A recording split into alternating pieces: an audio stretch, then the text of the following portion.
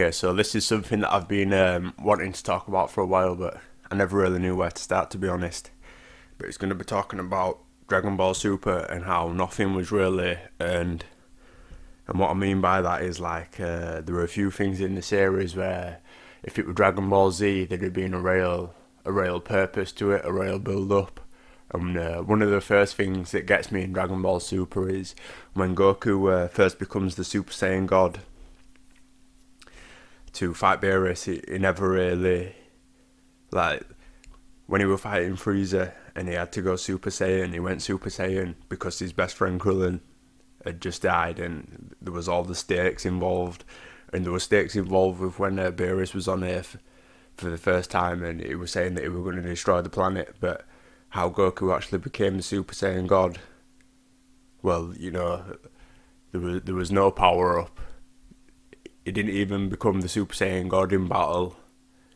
Like, the five Saiyans, or however many it was, they all just held hands, and that's it. That's how Goku achieved this legendary Super Saiyan God form. That they just held hands, and he was rewarded this new form.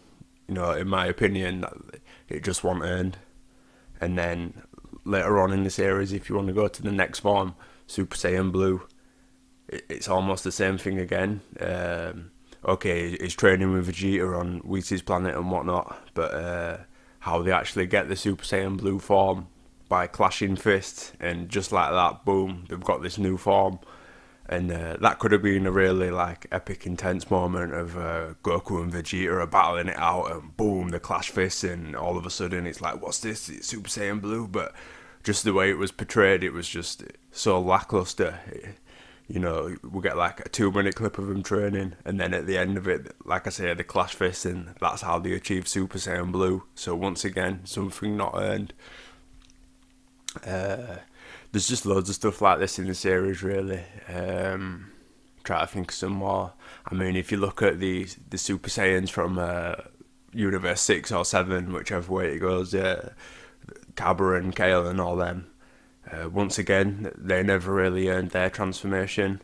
I mean, Cabba got his through fighting with Vegeta, which I kind of like the idea of it, but the actual fight itself in the tournament, in the first tournament, between Cabba and Vegeta, when Cabba first becomes Super Saiyan, once again, it just wasn't earned. You've got a 2-episode fight, if that. It might have even been 1 episode. I've only ever seen it once. I'm just going off memory, but it would have been so more epic if that was a 5-episode fight, a real battle between Cabba trying to do his best to fight Vegeta, but then Vegeta, he's just pushing him until he gets to that next level, which he is doing that in the episodes that we get. But once again, it's just so lackluster. There was no tension or excitement. It was just pretty boring, which I'd say goes for the most of Dragon Ball Super. Dragon Ball Super, it had some good ideas, but they was all executed terribly, in my opinion. Another thing, Goku Black, he was on his way. The first couple of episodes of Goku Black, or at least the introduction of him, when he was a shadowy figure and we couldn't see that it was Goku or anything, and when he killed Bulma, he was on his way to earning himself to becoming a really good Dragon Ball villain. There were some stakes involved, and he was a true villain, killing people that we cared about, as in the future Bulma. But once again, it all just kind of collapsed as it went on. He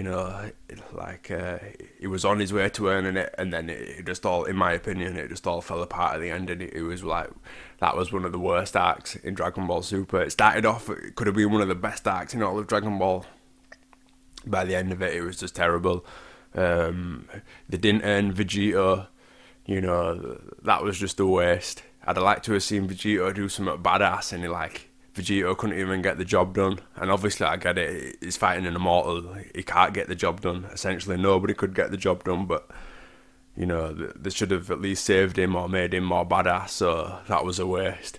And then later on, Dragon Ball Super, the hyped up episode, I think it was 109 and 110, it was going to be this big event, we were getting 2 episodes at once. And you know what? They didn't even earn the right to promote it like that, because them 2 episodes were terrible. I mean, you know, we've got Goku doing the Spirit Bomb. Now, if this wanted to be really epic, like, I think the Spirit Bomb, it took like, within 2 episodes, he loads up the Spirit Bomb and he throws it. Now, let's face it, if this was Dragon Ball Z and the pacing was a lot stretched out, but when I say stretched out, that's not a bad thing, you know. We get more time to spend with our characters, more investment, more development, more, you know, like more important conversations. One of the things that I really liked about Dragon Ball Z is when someone was doing something like, let's say Goku's powering up and let's say Goku's going into a new form, it'd show us Piccolo, and then we'd get like Piccolo's mental thought like, God, I don't believe Goku's powering up. And it, you know, that'd show us at the audience like, oh, whoa, this must really mean something if Piccolo's picking up on it. But like, as far as I remember, we never really got a lot of that in Dragon Ball Super, and that's one of the things that let it down. But getting back to the Spirit Bomb, like I say, if this was Dragon Ball Z, it'd probably take like, you know, a good few episodes of just loading up the Spirit Bomb, and it'd be this epic thing like, oh my God, by the time this is loaded up and Goku throws it, this is gonna do some damage. But it just happens that quick in Dragon Ball Super that there's just, once again, there's no stakes. It's like, I don't know, I just remember at the time just not really caring about the Spirit Bomb, and that's supposed to be one of Goku's ultimate moves. And it goes back to the Urn thing, you know. So he throws it at Jiren, whatever, Jiren reflects it, and it engulfs Goku in his own attack, which is, you know, it's like, why would this happen to get another form? So anyway, it does happen, and he gets Ultra Instinct, whatever, and once again, it's just like, what? That just made no sense. I mean, why? I don't know. I mean, obviously I get it, but it makes no sense. As in, everything I know previously to Dragon Ball and Dragon Ball Z, it's like, why is this happening? I mean, what would have happened if Kid Buu had reflected the Spirit Bomb and it had engulfed Goku back at the end of Dragon Ball Z? I mean, would that have had some sort of effect on him, where he gets a new transformation? I doubt it, but, you know, it's just crazy that that's how people are getting transformations now. So we've gone through 3 transformations of God, Blue, and Ultra Instinct, and not a single one of them was earned in any sort of traditional Dragon Ball Z way. And then I can't remember whether I mentioned this, the Saiyans from the other universe in this planet, but that stuff with them's absolutely terrible, of how Cabba explains to them, oh, just focus on the tingling in your back. Imagine if when Goku was training Gohan in the Ultra in the time chamber, imagine if when they got in there the first day, he's like, right, I'm going to tell you how to go Super Saiyan, there's a tingling in your back. Like, that could have just been the end of Dragon Ball Z right there and then. But obviously that ain't how it happens between Goku and Gohan. You know, they got through a year's worth of extensive training, and, you know, it's badass. But in Dragon Ball Super, it's just, I feel like they take the quick route, and it just did itself no favours.